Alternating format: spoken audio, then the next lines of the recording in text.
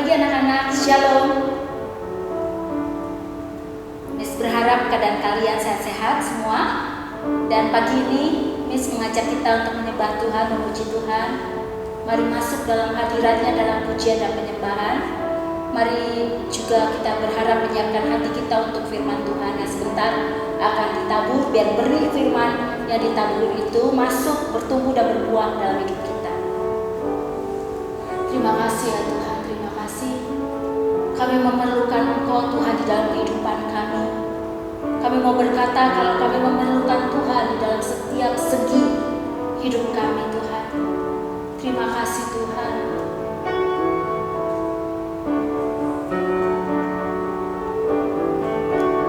Ya Tuhan, tiap jam ku memerlukan-Mu. Engkaulah yang memberi sejahtera penuh. Setiap jam ya Tuhan, di Kau ku perlukan, ku datang juru selamat, berkatilah.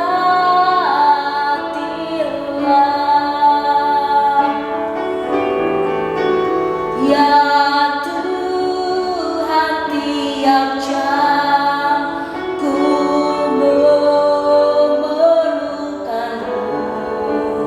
Engkaulah yang memberi sejahtera penuh. Setiap jam ya Tuhan, di Kau ku perlukan, ku datang juru selamat, berkatilah. Setiap jam ya Tuhan, di Kau ku perlukan, ku datang juru selamat, berkatilah.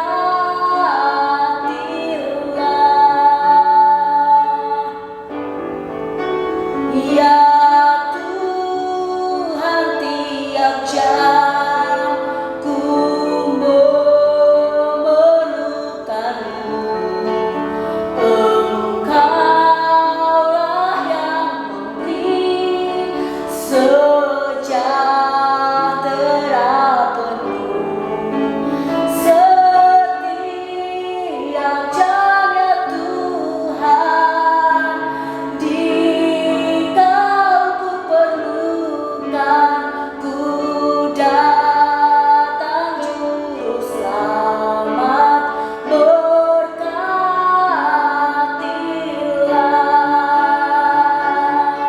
Selamat pagi anak-anak, mari kita awali dengan doa. Tuhan, biar Roh-Mu yang baik itu mengajari kami kebenaran-Mu, karena kebenaran-Mu itulah yang membebaskan, kebenaran-Mu itulah yang memberi pengertian dan yang mengubahkan hati. Tolong Tuhan ajari kami, buat kami mengerti, supaya hidup kami berubah dan kami tahu apa yang menjadi kehendak-Mu buat hidup kami. Kami bersyukur untuk segala kasih sayang dan kesetiaan Tuhan, karena kami tahu kami tidak pernah jauh dari Tuhan yang selalu merancangkan yang terbaik bagi kami. Di dalam nama Yesus kami berdoa. Amin. Hari ini kita akan belajar tentang satu kata yang mungkin kita sering lakukan, yaitu menangis. Banyak kali peristiwa yang terjadi di Alkitab di mana orang menangis, tetapi apakah arti air mata dan tangisan itu di hadapan Tuhan? Mari kita buka di Bilangan 11 ayat 1 sampai dengan 3. Pada suatu kali bangsa itu bersungut-sungut di hadapan Tuhan tentang nasib buruk mereka.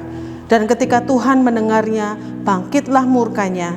Kemudian menyalalah api Tuhan di antara mereka dan merajalela di tepi tempat perkemahan.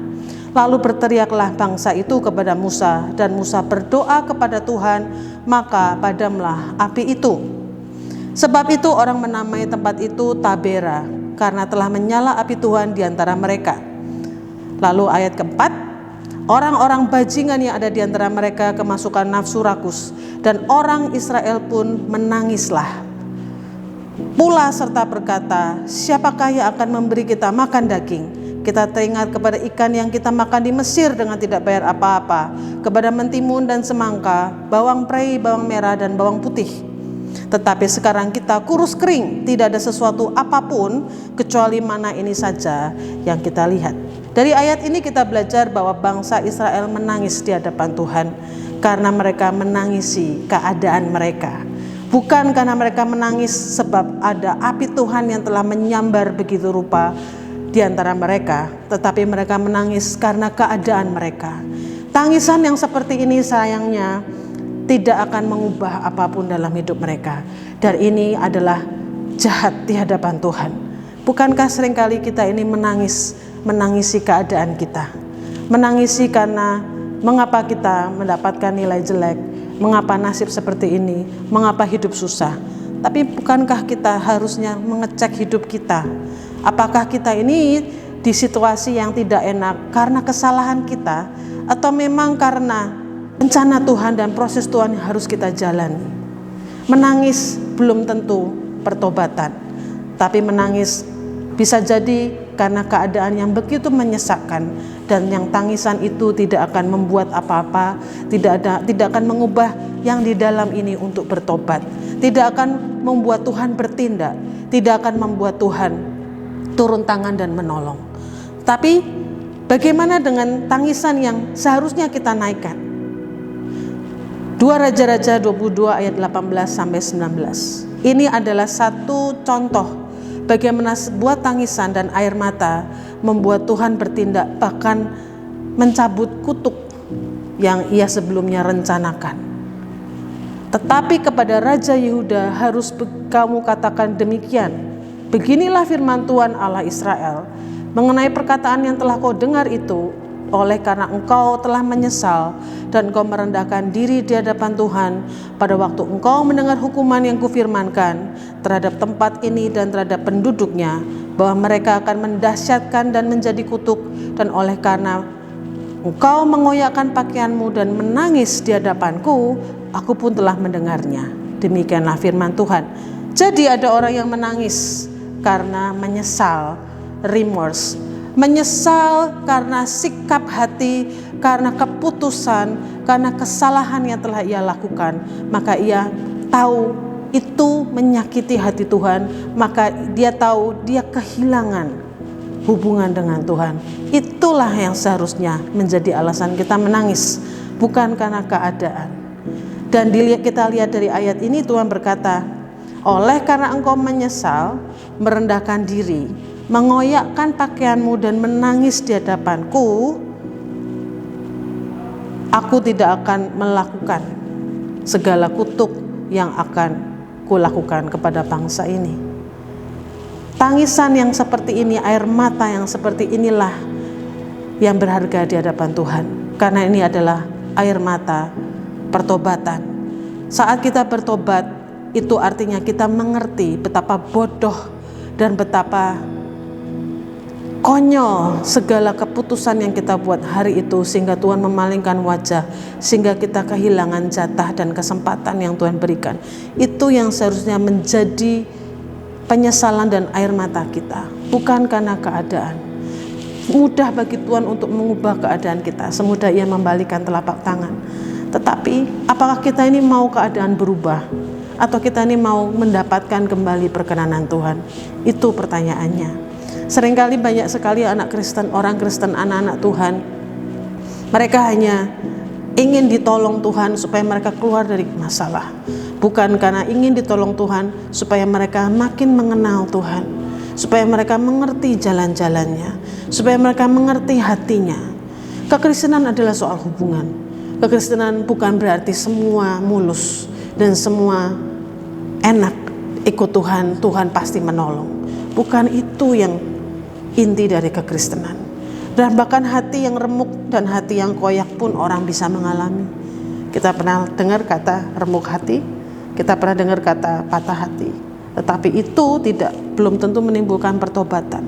Tetapi ada yang hatinya remuk dan koyak, Dia mengoyakkan hati karena itu tanda dia bertobat, menyesali betapa bodohnya keadaan keputusan yang dia ambil. Kita akan belajar satu lagi tentang Firaun. Keluaran 8 ayat 15. Firaun pun melakukan hal yang sama.